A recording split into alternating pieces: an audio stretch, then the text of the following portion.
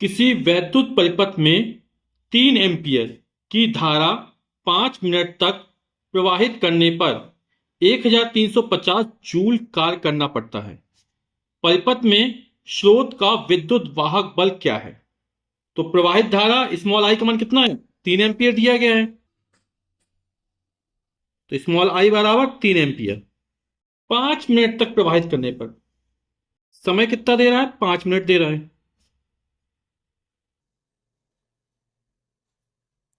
1350 joule कार्य करना पड़ता है, तो किया का डब्ल्यू का जो मान दे रहा है वो 1350 जूल दे रहा है। परिपथ में स्रोत का विद्युत वाहक बल क्या है? यानी विद्युत वाहक बल किससे लिखते? ई से लिखते, इलेक्ट्रोमोटिव फोर्स। वैद्युत वाहक बल ई बराबर होता है डब्ल्यू अपॉन क्यू।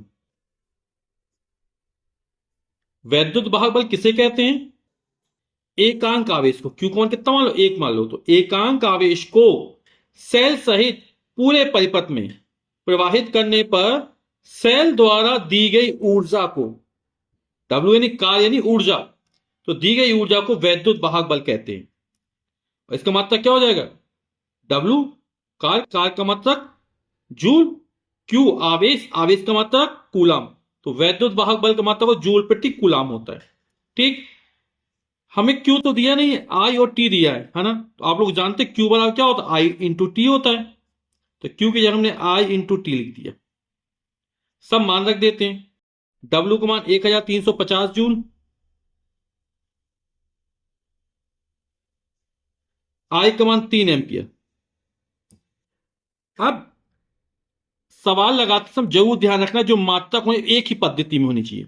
जैसे एम्पियर जूल है तो मिनट में दिया है, इसको किस में चेंज कर लेंगे? सेकंड में चेंज कर लेंगे। तो 1 मिनट बराबर कितने सेकंड होते हैं? 60 सेकंड होते हैं। तो 5 और इसको सेकंड में चेंज कर लेंगे, तो 60 का गुणा कर दिया, 6 पंचे 30, तो कितने सेकंड हो जाएंगे? ये 300 सेकंड हो जाएंगे। तो यहां पे स्मॉल टी का मान कितना है? 300 सेकंड रख देंगे। एक शून्य से एक शून्य कट जाएगा, तो होगा 135/3 गुणा 30, 15 दूनी 30 और 15 नम्मा 135। ठीक, 3 × 1 = 3, 3 × 3 = 9, कितना बचा? 3/2। और 3 में 2 का भाग का है 1.5, और ये मात्रक चर्चा की थी, क्या हो जाएगा? जूल प्रति कूलाम। और जूल प्रति कूलाम क्या बोलते हैं? वोल्ट बोलते हैं। तो वैद्युत वाहक बल का मतलब वोल्ट भी होता है, तो अपन इसको 1.5 वोल्ट भी लिख सकते हैं, तो 1.5 वोल्ट। ठीक, तो यही हमारा उत्तर हो जाए 1.5 वोल्ट।